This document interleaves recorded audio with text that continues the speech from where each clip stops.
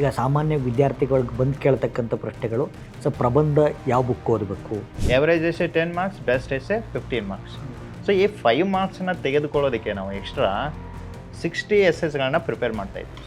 Sir ಇಲ್ಲಿ ಪ್ರಬಂಧ ಕೆಲವೊಂದಿಷ್ಟು ಮಾರ್ಕೆಟ್ನಲ್ಲಿ ಏನು ಹೇಳ್ತಾರೆ ಅಂದರೆ, ಅವರು ಲೈಕ್ ಈ ಟಾಪಿಕ್ ರೆಡಿ ಆಗು, ಈ ಟಾಪಿಕ್ ಬರ್ತದ, ಲೈಕ್ UCC ಬರ್ತದೆ ಅದಕ್ಕಷ್ಟೇ ರೆಡಿ ಆಗು, ಗವರ್ನರ್ ಬರ್ತದೆ ಅದಕ್ಕಷ್ಟೇ ರೆಡಿ ಆಗು, ಥೀಮ್ಸನ್ನು ಹೇಳ್ತಾ ಇದ್ದೀನಿ ಸರ್. ಈಗ ಕ್ವಶನ್ಸ್ ಬಂದು ಅಂದರೆ ಅಲ್ಲಿಂದನೇ ಬರುತ್ತೆ. ಒಂದು education, next one health sir, ಮೂರನೇದು ಡೆಮೋಕ್ರಸಿ, ನಾಲ್ಕನೇದು ಪೊಲೀಸ್ ಸರ್. ಸ್ಪರ್ಧಾತ್ಮಕ ಪರೀಕ್ಷೆಗಳಿಗೆ ಪ್ರಿಪ್ರೇಷನ್ ಮಾಡಬೇಕು ಅಂತ ಫಸ್ಟ್ ನಿಮ್ಗೆ ಅನಿಸಿದ್ದು ಯಾವಾಗ ಸರ್? ಆಮೇಲೆ ಕನ್ನಡದಲ್ಲಿ ಪ್ರಬಂಧ ಬರೆಯೋರಿಗೆ ಸಾಮಾನ್ಯ ಒಂದು ಡೌಟ್ ಇರುತ್ತೆ. ಈಗ ಪ್ರಬಂಧಗಳಲ್ಲಿ ಯಾರು ಟೆಕ್ನಿಕಲ್ ವರ್ಡ್ಸ್ ಬಂದೋದಾಗ ಅದನ್ನು ಇಂಗ್ಲೀಷಲ್ಲಿ ಕೋಟ್ ಮಾಡ್ಬೋದು ಸರ್. ನಾವು ಕಾಂಪಿಟೇಟಿವ್ ಎಕ್ಸಾಮ್ಸ್ ಕ್ಲಿಯರ್ ಮಾಡಬೇಕು ಅಂದರೆ 12 ತಾಸು ಓದಬೇಕು, 14 ತಾಸು ಓದಬೇಕು ಅಂತ. ಬಟ್ ಪ್ರಾಮಾಣಿಕವಾಗಿ ಎಷ್ಟು ಅವರ್ ಓದಬೇಕು? ಎಷ್ಟು ಅವರ್ಗೆ ಓದೋದು ಅನ್ನೋದಕ್ಕಿಂತ ಎಷ್ಟು ಇಫೆಕ್ಟಿವ್ ಆಗಿ ಓದ್ತಾ ಇದ್ದೀರಿ, ದ್ಯಾಟ್ ಮ್ಯಾಟರ್ಸ್ ಅಲ್ವಾ. ನೀವು ಈಗ ನಿಮ್ಮನ್ನೇ ಎಕ್ಸಾಂಪಲ್ ತೊಗೊಂಡಿದ್ದೀವಿ, ಅದು ಭಾಳ ಖುಷಿ ಅನಿಸುತ್ತೆ ಸರ್.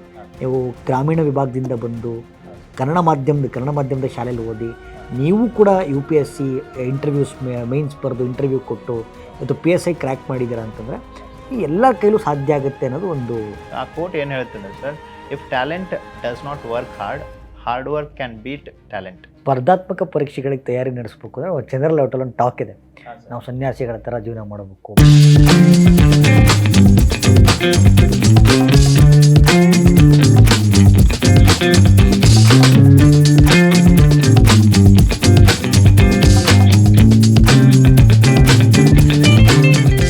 ಎಲ್ಲರಿಗೂ ನಮಸ್ಕಾರ, welcome to insta KS. ESI ಮತ್ತು PSI ಪರೀಕ್ಷೆಯನ್ನು ಬರೆಯುವಂಥ ಅಭ್ಯರ್ಥಿಗಳಿಗೆ ಸ್ಫೂರ್ತಿಯ ಸಲಹೆಯಾಗಿ ಇನ್ಸ್ಟಾ KS ಸಂಸ್ಥೆ ಒಂದು ಸಾಧಕರ ಸಂದರ್ಶನದ ಸರಣಿಗಳನ್ನು ಆರಂಭ ಮಾಡ್ತಾ ಇದೆ. ಅದರ ಮೊದಲನೇ ಭಾಗವಾಗಿ ಈ ಬಾರಿ PSI 402 ನೇಮಕಾತಿಯಲ್ಲಿ ಕರ್ನಾಟಕ ರಾಜ್ಯಕ್ಕೆ 6ನೇ ರ್ಯಾಂಕನ್ನು ಪಡೆದಿರುವ ಇನ್ಸ್ಟಾ KSನ ಅತ್ಯುತ್ತಮ ಉಪನ್ಯಾಸಕರಾಗಿರುವ ಶಿವಾನಂದ್ ಸರ್ ಅವರ ಸಂದರ್ಶನವನ್ನು ಈ ವಿಭಾಗದಲ್ಲಿ ನೋಡ್ತಾ ಇದ್ದೀವಿ. So congratulation sir. Thank you sir. So PSI 402 ಪೋಸ್ಟಲ್ಲಿ ಕರ್ನಾಟಕ ರಾಜ್ಯಕ್ಕೆ 6th ರ್ಯಾಂಕ್ ತೊಗೊಂಡಿದ್ದೀರಿ. ಇನ್ಸೈಟ್ಸ್ನ ಅತ್ಯುತ್ತಮ ಉಪನ್ಯಾಸಕರಾಗಿ ಕೆಲಸ ಮಾಡ್ತಾ ಇದ್ದೀರಿ. Thank you so sir. ನಿಮ್ಮ ಯಶಸ್ಸಿನ ಹಾದಿಯ ಕುರಿತಂತೆ ವಿದ್ಯಾರ್ಥಿಗಳಿಗೊಂದು ಮಾಹಿತಿ ಕೊಡಬೇಕು ಅಂಥೇಳಿ ಈ ಪಾಡ್ಕಾಸ್ಟ್ ಸರಣಿಗಳನ್ನು ನಿಮ್ಮಿಂದ ಪ್ರಾರಂಭ ಮಾಡ್ತಾ ಇದ್ದೀವಿ. ಥ್ಯಾಂಕ್ ಯು ಸೊ ಸೊ ನಿಮ್ಮ ಮಚ್. ಬ್ರೀಫ್ ಇಂಟ್ರೊಡಕ್ಷನ್ ಸರ್, ಹೇಗೆ ನಿಮ್ಮ ಹೆಸರು, ನಿಮ್ಮ ಊರು, ನಿಮ್ಮ ಪ್ರಿಪ್ರೇಷನ್ ಜರ್ನಿ ಹೇಗಿತ್ತು, PSI ಹೇಗಾಗಿದ್ದು, ಇದರದೊಂದು ಬ್ರೀಫ್ ಇಂಟ್ರೊಡಕ್ಷನ್ ಕೊಡಿ ಸರ್. ಓಕೆ ಸರ್, ನನ್ನ ಹೆಸರು ಶಿವಾನಂದ್ ಅಂತೇಳಿ. ನಾನು ಇನ್ಸೈಟ್ಸ್ನಲ್ಲಿ ಪಾಲಿಟಿ, ಪಬ್ಲಿಕ್ ಅಡ್ಮಿನಿಸ್ಟ್ರೇಷನ್ ಮತ್ತು ಇಂಟರ್ನ್ಯಾಷನಲ್ ರಿಲೇಷನ್ ಸಬ್ಜೆಕ್ಟ್ಸ್ಗಳನ್ನು ಹ್ಯಾಂಡಲ್ ಮಾಡ್ತೀನಿ. ಸೊ ನಂದು ಜರ್ನಿಯನ್ನು ನೋಡೋದಾದರೆ ಸರ್, ನಾನು ಮೊದಲಿಗೆ UPSC ಸ್ಟಾರ್ಟ್ ಮಾಡಿದ್ದು 2015ರಲ್ಲಿ. ಸೊ ಅದಾದ ನಂತರ 6 ಅಟೆಂಪ್ಟ್ಸ್ಗಳನ್ನೆಲ್ಲ UPSCದು ಕೊಟ್ಟೆ ಸರ್. ಅದರಲ್ಲಿ 5 ಮೇನ್ಸ್ ಬರೆದಿದ್ದೀನಿ ಸರ್, ಮತ್ತು ಇಂಟರ್ವ್ಯೂನು ಕೊಟ್ಟಿದ್ದೀನಿ, IAS ಇಂಟರ್ವ್ಯೂ ಕೊಟ್ಟೆ ಸರ್. ಫೈನಲ್ ಆಗಿ ಆಗಲಿಲ್ಲ. ಸೊ ಅದಕ್ಕಾಗಿ ನೆಕ್ಸ್ಟು ಸ್ಟೇಟ್ ಎಕ್ಸಾಮ್ಸ್ಗಳ ಮೇಲೆ ಕಾನ್ಸಂಟ್ರೇಟ್ ಮಾಡೋದಕ್ಕೆ ಆರಂಭ ಮಾಡಿದೆ ಸರ್. 545 ಅಂಥೇಳಿ ಒಂದು PSI ಎಕ್ಸಾಮನ್ನು ನಡೆಸಿದರು. ಅದರಲ್ಲಿ 15th ರ್ಯಾಂಕ್ ಇತ್ತು ಸರ್. ಅದು ಲಿಸ್ಟ್ ಕ್ಯಾನ್ಸಲ್ ಆಯ್ತದೆ ಸರ್ ಅದರಲ್ಲಿ. ಅದಾದ ನಂತರ ಮತ್ತೆ 2ನೇ ಎಕ್ಸಾಮ್ ನಡೆಸಿದ್ರು. ಈ 402ದಲ್ಲಿ 6th ರ್ಯಾಂಕ್ ಬಂದಿದೆ ಸರ್. ನಮ್ಮದು ಊರು ಬೆಳಗಾವಿ ಜಿಲ್ಲೆಯ ರಾಯಬಾಗ್ ತಾಲೂಕಿನ ಇಟ್ನಾಳ್ ಅಂಥೇಳಿ ಒಂದು ಗ್ರಾಮ ಇದೆ ಸರ್. ನಾನು ಹಳ್ಳಿಯಲ್ಲಿನೇ ಬೆಳೆದು ಗೌರ್ಮೆಂಟ್ ಸ್ಕೂಲ್ನಲ್ಲಿನೇ ಕಲ್ತಿದ್ದು. ನಂತರ UPSC ಮಾಡಬೇಕಂಥೇಳಿ ಸೊ 2015ನಲ್ಲಿ ಪ್ರಿಪ್ರೇಷನ್ ಸ್ಟಾರ್ಟ್ ಮಾಡಿದ್ದೆ ಸರ್. Okay sir. ಅಂದರೆ ಈ ಸ್ಪರ್ಧಾತ್ಮಕ ಪರೀಕ್ಷೆಗಳಿಗೆ ಪ್ರಿಪ್ರೇಷನ್ ಮಾಡಬೇಕು ಅಂತ ಫಸ್ಟ್ ನಿಮ್ಗೆ ಅನಿಸಿದ್ದು ಯಾವಾಗ ಸರ್? ಯಾಕೆಂದರೆ ಭಾಳ ಜನಕ್ಕೆ ಈ ದ್ವಂದ್ವ ಇರುತ್ತೆ. ನಾವು ಪ್ರಿಪ್ರೇಷನ್ನ ನಾವು PUCಯಿಂದ ಶುರು ಮಾಡಬೇಕಾ, ಅಥವಾ ಡಿಗ್ರಿಯಿಂದ ಶುರು ಮಾಡಬೇಕಾ, ಅಥವಾ ಡಿಗ್ರಿ ನಂತರ ಕೋಚಿಂಗಿಂದ ಪ್ರಾರಂಭ ಮಾಡಬೇಕಾ ಅಂತ. ಮತ್ತು ಇವತ್ತು ಸ್ಪರ್ಧಾತ್ಮಕ ಪರೀಕ್ಷೆಗಳಲ್ಲಿ ಕಾಂಪಿಟೇಷನ್ ಹೆಚ್ಚಾಗ್ತಿರೋದ್ರಿಂದ ಯಾವ ಸಂದರ್ಭದಲ್ಲಿ ಪ್ರಿಪ್ರೇಷನ್ ಶುರು ಮಾಡೋದು ಸೂಕ್ತ ಅಂತ ನಿಮಗನ್ಸುತ್ತೆ sir? Sir, in my opinion ಪ್ರಿಪ್ರೇಷನ್ನ ಡಿಗ್ರಿ ಲೆವೆಲ್ನಲ್ಲಿ ಸ್ಟಾರ್ಟ್ ಮಾಡಿದರೆ ಒಳ್ಳೆಯದು ಸರ್. ಸೊ ಲೈಕ್ ನಮಗೇನೂ ಗೊತ್ತಿರಲಿಲ್ಲ ಸರ್, ಲೈಕ್ ಈ ರೀತಿಯಾಗಿ ನಾವು ಕಾಂಪಿಟೇಟಿವ್ ಫೀಲ್ಡ್ಗೆ ಹೋಗ್ಬೇಕಂತೇಳಿ ಮೊದಲೇ ಡಿಸಿಷನ್ನ ತೆಗೆದುಕೊಂಡಿರಲಿಲ್ಲ ಸರ್. ಮೊದಲಿಗೆ ಇಂಜಿನಿಯರಿಂಗನ್ನು ಜಾಯ್ನ್ ಆಗಿ ಯಾವುದಾದ್ರೂ ಒಂದು ಜಾಬನ್ನು ಮಾಡಿಕೊಂಡು ಮನೆಗೆ ಸಪೋರ್ಟ್ ಮಾಡಿದರೆ ಸಾಕು ಅಂತೇಳಿ ಇತ್ತು ಸರ್. ಆದರೆ ನಮ್ಮದು ಗ್ರ್ಯಾಜುಯೇಷನ್ ಮುಗಿದಾಗ ಸರ್, ಇಂಜಿನಿಯರಿಂಗ್ ಮುಗೀತು. ಆವಾಗ ಸೊ ನಮ್ಮ ಫ್ರೆಂಡು ಅವರು UPSC ಪ್ರಿಪ್ರೇಷನ್ಗೆ ಐಡಿಯಾ ಇತ್ತು ಸರ್. ಅವ್ರು ಸ್ಟಾರ್ಟ್ ಮಾಡ್ತಾಯಿದ್ರು. ಸೊ ನನಗೂ ಕೇಳಿದರು. So let me give an attempt ಅಂತೇಳಿ ಹಾಗೆ 2015ನಲ್ಲಿ ಸ್ಟಾರ್ಟ್ ಮಾಡಿಬಿಟ್ಟೆ ಸರ್. ಸೊ ಹಾಗೆ ಜರ್ನಿ ಆರಂಭವಾಯಿತು. ನೆಕ್ಸ್ಟ್ ಫುಲ್ ಎಲ್ಲ ನಮ್ಮದು ಪ್ರಿಪ್ರೇಷನನ್ನು UPSCಗೆ ಡೆಡಿಕೇಟ್ ಮಾಡಿದ್ದೀವಿ ಸರ್. ಸೊ ಅದಾದ ನಂತರ 6 ಅಟೆಂಪ್ಟ್ಸು ಕಂಟಿನ್ಯೂಸ್ ಆಗಿ ಕೊಟ್ಟು ಅಲ್ಲಿ ಅನ್ಸಕ್ಸಸ್ಫುಲ್ ಆದೀವಿ ಸರ್. ನೆಕ್ಸ್ಟು ಸ್ಟೇಟ್ ಎಕ್ಸಾಮ್ಸ್ನಲ್ಲಿ 1-2 ಬರೆದಿದ್ವಿ. ಸೊ ಅದರಲ್ಲಿ ಕ್ಲಿಯರ್ ಆಗಿ ಹೋಯಿತು. ಓಕೆ ಹಾಂ ಸರ್, ಇನ್ನೊಂದು ಮುಖ್ಯವಾಗಿ ಸಾಮಾನ್ಯವಾಗಿ ವಿದ್ಯಾರ್ಥಿಗಳು ಕೇಳ್ತಕ್ಕಂಥ ಪ್ರಶ್ನೆ, ಹಾಂ ಸರ್. ಕೋಚಿಂಗ್ ತಗೊಳ್ಳೇಬೇಕಾ ಅಥವಾ ಕೋಚಿಂಗ್ ಇಲ್ಲದೇ ಇದ್ರೂ ಕೂಡ ಎಕ್ಸಾಮ್ಸ್ ಪಾಸ್ ಮಾಡ್ಬೋದಾ? ಬಿಕಾಸ್ ನಾವು ನಿಮ್ಮಂಥ ಹಲವಾರು ಸಾಧಕರ ಸಂದರ್ಶನ ಮಾಡಬೇಕಾದ್ರೆ ಭಾಳ ಜನ ಹೇಳ್ತಾ ಇರೋದ್ರಿಂದ ವಿತೌಟ್ ಕೋಚಿಂಗ್ ಕೂಡ ಮಾಡ್ಬೋದು ಅನ್ನೋದು ಒಂದು ಮಾತಿದೆ. ಹಾಂ ಸರ್. ಬಟ್ ಇದು ಕೋಚಿಂಗಿಗೂ ಮತ್ತು ವಿತೌಟ್ ಕೋಚಿಂಗು ಪ್ರಿಪ್ರೇಷನ್ನು ಏನು ವ್ಯತ್ಯಾಸ ಬರುತ್ತೆ ಸರ್ ಇದರಲ್ಲಿ? ಸರ್ ನೋಡಿ, ಕೋಚಿಂಗ್ ಇಲ್ಲದೇನು ಮಾಡ್ಬೋದು. We have lot of examples. But the problem is that sir, ಈಗ ಮಾರ್ಕೆಟ್ನಲ್ಲಿ ಭಾಳಷ್ಟು ಸಬ್ಜೆಕ್ಟ್ಸ್ಗಳಿಗೆ ಆಥರ್ ಬುಕ್ಸ್ಗಳಿವೆ. ನೆಕ್ಸ್ಟು ಸಾಕಷ್ಟು ಕಂಟೆಂಟ್ ಅದ. ಇಲ್ಲಿ ನಮಗೆ ಯಾವ್ದು ಇಂಪಾರ್ಟೆಂಟ್ ಅಲ್ಲ ಅನ್ನೋದು ಗೊತ್ತಾಗೋದೇ ಕೋಚಿಂಗ್ನಿಂದ. ಕೋಚಿಂಗ್ ತಗೊಂಡ್ರೆ ನೀವು ಬಹಳ ಬೇಗ ಎಕ್ಸಾಮ್ಸ್ನ ಕ್ಲಿಯರ್ ಮಾಡ್ಕೊಂಡು ಹೋಗ್ಬೋದು sir, like 1 year or maximum 2 years. But coaching ಇಲ್ಲ ಅಂದರೆ it may take 4 years, 5 years. ಯಾಕಂದರೆ to understand what is important, what is not important, that itself takes lot of time. So ಕೋಚಿಂಗನ್ನು ಜಾಯ್ನ್ ಆದ್ರೆ, especially like Insta KS ಅದು join ಆದ್ರೆ ಇಲ್ಲೆಲ್ಲ experience ಫ್ಯಾಕಲ್ಟೀಸ್ಗಳಿದ್ದಾರೆ sir. So for example ನಾನೇ ಈ ಫೀಲ್ಡ್ನಲ್ಲಿ ಇದು ಒಂದು 9 years ಆಯಿತು ಸರ್. ಸೊ ಈಗ sorry for the small interruption sir. Yes sir. Insta KSನ ಪಾಲಿಟಿ ಉಪನ್ಯಾಸಕರಾಗಿ ನೀವೇ ಇದ್ದೀರಿ. ಹಾಂ ಸರ್. ಅದು ಭಾಳ ಖುಷಿ ವಿಚಾರ ಸರ್. ನೋಡಿ ಸರ್, ಅದೇ ಈಗ ನನ್ನ ಎಕ್ಸ್ಪೀರಿಯನ್ಸನ್ನೇ ಬಳಸ್ಕೊಂಡು UPSC-ನಲ್ಲಿ ಏನಿತ್ತಲ್ಲ ಸರ್, ಅದೇ ಎಕ್ಸ್ಪೀರಿಯನ್ಸ್ ತೊಗೊಂಡು ಇಲ್ಲಿ ಟೀಚಿಂಗನ್ನು ಮಾಡೋದ್ರಿಂದ ಸ್ಟೂಡೆಂಟ್ಸ್ಗೆ ಭಾಳ ಬೇಗ ಅರ್ಥ ಆಗಿಬಿಡುತ್ತೆ. ಪ್ಲಸ್ ಅವ್ರಿಗೆ ಯಾವ್ದು ಇಂಪಾರ್ಟೆಂಟ್ ಅಲ್ಲ ಅನ್ನೋದು ಇಲ್ಲೇ ಕ್ಲಾಸಸ್ಗಳಲ್ಲೇ ಗೊತ್ತಾಗ್ಬಿಡುತ್ತೆ ಸರ್. ಇಲ್ಲ ಅಂದರೆ ಕೋಚಿಂಗ್ ತಗೊಳ್ಳಿಲ್ಲ ಅಂದರೆ ಮನೆಗೆ ಹೋಗಿ ಸೊ ಇವರೇ ಸೆಲ್ಫ್ ಸ್ಟಡಿ ಮಾಡ್ತಿರ್ತಾರಲ್ಲ. ಸೊ ಆ ಸಂದರ್ಭದಲ್ಲಿ ಲೈಕ್ ಓದುವಾಗ ಎಲ್ಲಾನು ಇಂಪಾರ್ಟೆಂಟೇ ಅನಿಸ್ಬಿಡ್ತದೆ ಸರ್. ಎಲ್ಲಾನು ಓದ್ತಾರೆ ಅವರು. ನೆಕ್ಸ್ಟ್ ಮಲ್ಟಿಪಲ್ ರಿವಿಷನ್ಸ್ ಮಾಡ್ತಾರೆ. ಆದರೆ ಯಾವುದನ್ನ ಸ್ಕಿಪ್ ಮಾಡಿರೋದಿಲ್ಲ, ಅನ್ಇಂಪಾರ್ಟೆಂಟ್ ಇರೋದನ್ನ ಸ್ಕಿಪ್ ಮಾಡಿರೋದಿಲ್ಲ ಸರ್. ಮತ್ತೆ ಇಲ್ಲಿ ಓದಬೇಕಾದದ್ದು ಒಂದೇ ಸಬ್ಜೆಕ್ಟೂ ಇಲ್ಲ ಸರ್, ಮಲ್ಟಿಪಲ್ ಸಬ್ಜೆಕ್ಟ್ಸ್ಗಳಿದ್ದಾವೆ. ಸೊ ಹಂಗೆ ನೋಡಿದರೆ there are 8 subjects: polity, geography, economy, history, science, mental ability, environment, current affairs. Correct. So ಈ 8 ಸಬ್ಜೆಕ್ಟ್ಸ್ಗಳನ್ನ ನಾವು ಮಾಸ್ಟರ್ ಮಾಡೋದಕ್ಕೆ ಆಗೋದಿಲ್ಲ ಸರ್. ಸೆಲ್ಫ್ ಸ್ಟಡಿ ಮಾಡಿದ್ರೆ ಮಾಸ್ಟರ್ ಮಾಡ್ಬೇಕಂದ್ರೆ 4 to 5 years ಬೇಕಾಗುತ್ತೆ. ಒಂದು ವೇಳೆ ಕೋಚಿಂಗ್ ತೊಗೊಂಡ್ರೆ 2 yearsನಲ್ಲಿ we can crack the exam and ensure that our name is there in the final list. So ಅದಕ್ಕಾಗಿ what I believe is sir, coaching is necessary. Coaching ತಗೊಂಡ್ರೆ ನಮ್ಮ ಜರ್ನಿಯನ್ನ ಕಡಿಮೆ ಮಾಡ್ಬೋದು, ಸಮಯ ಉಳಿತಾಯ ಆಗುತ್ತೆ ಸರ್. ನೆಕ್ಸ್ಟ್ ಇಫೆಕ್ಟಿವ್ ಆಗಿ ಯುಟಿಲೈಸ್ ಮಾಡ್ಕೋಬಹುದು ಇರೋ ಸಮಯವನ್ನೇ. ಸೊ ಹಾಗಾಗಿ ಕೋಚಿಂಗ್ ತಗೊಂಡ್ರೆ ಒಳ್ಳೇದು ಸರ್. ಸರ್, ಆಮೇಲೆ PSI ಕ್ವಶನ್ ಪೇಪರ್ ಬಗ್ಗೆ ನಮಗೊಂದು ಸ್ವಲ್ಪ ಕನ್ಫ್ಯೂಷನ್ ಇದೆ ಸರ್.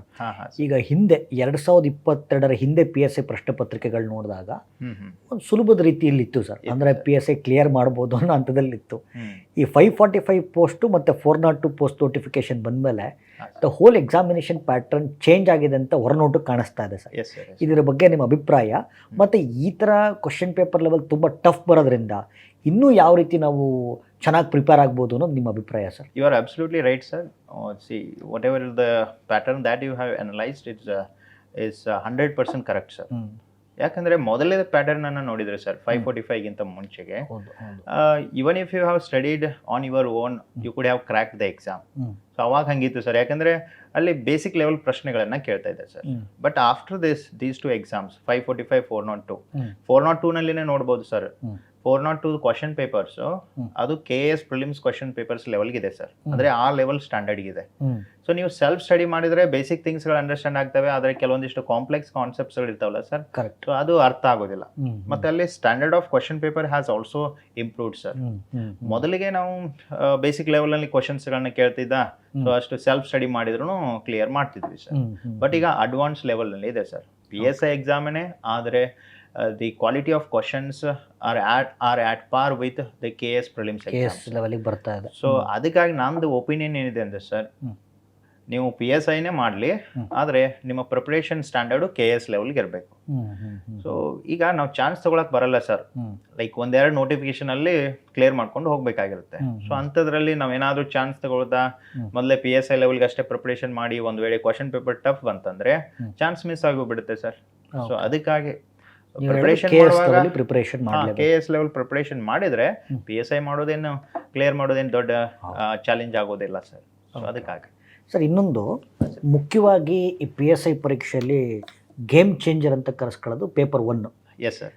ಇದರಲ್ಲಿ ಎಸ್ಸೆ, ಟ್ರಾನ್ಸ್ಲೇಷನ್ ಮತ್ತು ಪ್ರಿಸೈಸ್ ಬರುತ್ತೆ. Yes sir. ಬಟ್ ಇದಕ್ಕೆ ಸೋರ್ಸಸ್ಗಳ ಕೊರತೆ ಭಾಳ ಇದೆ ಸರ್. ಈಗ ಸಾಮಾನ್ಯ ವಿದ್ಯಾರ್ಥಿಗಳಿಗೆ ಬಂದು ಕೇಳ್ತಕ್ಕಂಥ ಪ್ರಶ್ನೆಗಳು ಸರ್, ಪ್ರಬಂಧ ಯಾವ ಬುಕ್ ಓದಬೇಕು, ಓಕೆ ಸರ್, ಪ್ರಬಂಧಗಳನ್ನ ಎಲ್ಲಿಂದ ಸಂಗ್ರಹಿಸಬೇಕು, ಇದ್ರ ಬಗ್ಗೆ ಭಾಳ ದ್ವಂದ್ವ ಇದೆ ಸರ್. ಈ ಎಸ್ಸೆ ಬಗ್ಗೆ ನೀವು ಏನು ಹೇಳ್ತೀರಿ sir? Sir over all first ಪೇಪರ್ನಲ್ಲಿ ಪೇಪರ್ 1 ಅಂತ ಹೇಳಿ ಕರಿತೀವಿ ಸರ್. ಇದರಲ್ಲಿ ಇದು 50 ಮಾರ್ಕ್ಸ್ಗೆ ಇರುತ್ತೆ sir. Okay. It carries 50 marks. There are mainly 3 sections, sir.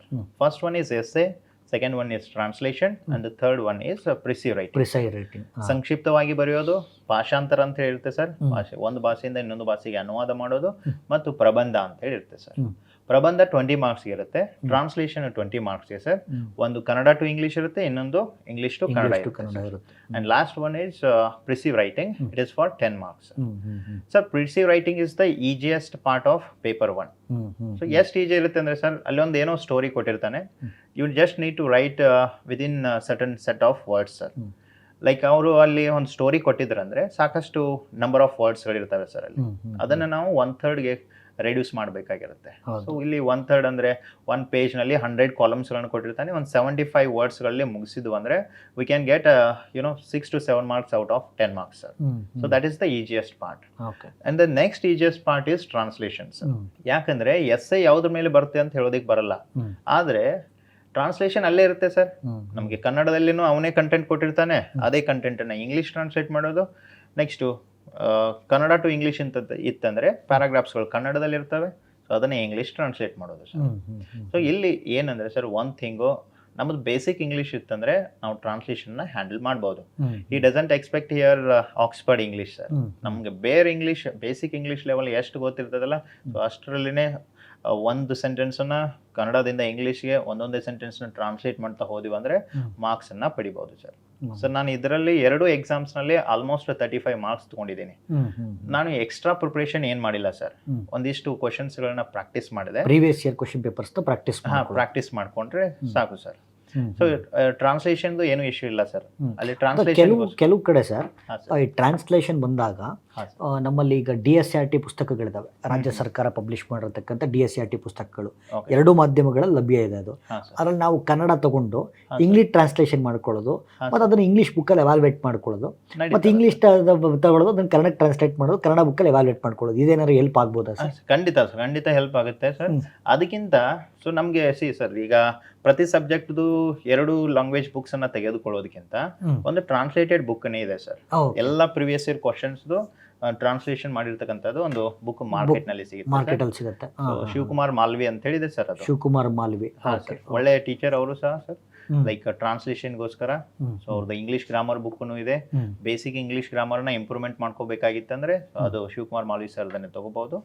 ಟ್ರಾನ್ಸ್ಲೇಷನ್ಗೆ ಅವರೆಲ್ಲ ಪ್ರೀವಿಯಸ್ ಇಯರ್ನಲ್ಲಿ RSI ಎಕ್ಸಾಮ್ ಆಗಿರ್ಬೋದು, ESI, PSI ಎಲ್ಲನೂ ಸೇರಿಸಿ ಅವರೇ ಒಂದೊಂದು ಪ್ಯಾರಾಗ್ರಾಫನ್ನು ಕನ್ನಡದಲ್ಲಿನೂ ಕೊಟ್ಟಿದ್ದಾರೆ, ಇಂಗ್ಲಿಷ್ನಲ್ಲಿನೂ. ಇದು ಪ್ರಿಸೈಸ್ಗೆ ಏನಾದ್ರು ಬೇರೆ ಬುಕ್ ಸಿಗ್ಬೋದಾ ಸರ್? ಪ್ರಿಸೈವ್ ರೈಟಿಂಗ್ಗೆ ಸರ್ ನನ್ನ ಒಪಿನಿಯನ್ ಪ್ರಕಾರ ಬೆಟರ್ ಸಾಕು ಸರ್ ಅಷ್ಟೇ. ಮತ್ತೆ ಇದರಲ್ಲೇನೂ ಇದೆ ಸರ್, ಈ ಟ್ರಾನ್ಸ್ಲೇಷನ್ ಬುಕ್ ನಲ್ಲಿ ಲಾಸ್ಟಿಗೆ ಒಂದು ಸೆಕ್ಷನ್ ಕೊಟ್ಟಿದ್ದಾರೆ ಅವರು, ಪ್ರಿಸಿವ್ ರೈಟಿಂಗ್ ಅಂತ ಹೇಳಿದೆ ಸರ್. ಮತ್ತೆ ಪ್ರಿಸಿವ್ ರೈಟಿಂಗ್ ಕನ್ನಡದಲ್ಲಿನೇ ಇರುತ್ತೆ ಸರ್. ಇದು ಬಹಳ ಗಮನಿಸಬೇಕಾದಂತದ್ದು ಸರ್. ಯಾಕಂದ್ರೆ ಇಲ್ಲಿ ಚಾಯ್ಸ್ ಇರುತ್ತೆ, ಲೈಕ್ ಪ್ರಬಂಧ ನೀವು ಇಂಗ್ಲಿಷ್ ನಲ್ಲಿ ಬರಿಬಹುದು, ಕನ್ನಡದಲ್ಲೂ ಬರಿಬಹುದು. ಮತ್ತೆ ಅಗೇನ್ ಟ್ರಾನ್ಸ್ಲೇಷನ್ ಇದು ಕಂಪಲ್ಸರಿ ಸರ್. ಕನ್ನಡ ಇದ್ದದನ್ನ ಇಂಗ್ಲಿಷ್ ನಲ್ಲೇ ಬರೀಬೇಕು, ಇಂಗ್ಲಿಷ್ ಇದ್ದನ್ನೇ ಕನ್ನಡದಲ್ಲಿ ಬರೀಬೇಕು.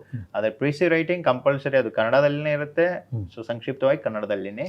ಇಂಗ್ಲಿಷ್ ಮಾಧ್ಯಮದವ್ರು ಗಮನಿಸಬೇಕಾಗಿರುತ್ತೆ. ಖಂಡಿತ ಸರ್, ಖಂಡಿತ. ಓಕೆ ಸರ್, ಇನ್ನೊಂದು ನಮಗೆ ಇವಾಗ ಸರ್ ಅಲ್ಲಿ ಪ್ರಬಂಧ ಒಂದು ಕೇಳಿದರೆ ಅದೊಂದು ಸೆಕ್ಷನ್ ಉಳಿತು, ಸೊ ಅದೊಂದು ಕಂಪ್ಲೀಟ್ ಮಾಡಿಬಿಡ್ತೀನಿ ಸರ್. ಇಲ್ಲಿ ಪ್ರಬಂಧ ಕೆಲವೊಂದಿಷ್ಟು ಮಾರ್ಕೆಟ್ ನಲ್ಲಿ ಏನ್ ಹೇಳ್ತಾರಂದ್ರೆ, ಅವರು ಲೈಕ್ ಈ ಟಾಪಿಕ್ ರೆಡಿ ಆಗು, ಈ ಟಾಪಿಕ್ ಬರ್ತದ, ಲೈಕ್ UCC ಬರ್ತದ ಅದಕ್ಕಷ್ಟೇ ರೆಡಿ ಆಗು, ಗವರ್ನರ್ ಬರ್ತದ ಅದಕ್ಕಷ್ಟೇ ರೆಡಿ ಆಗು. So what I call as I call this approach as a wrong approach sir.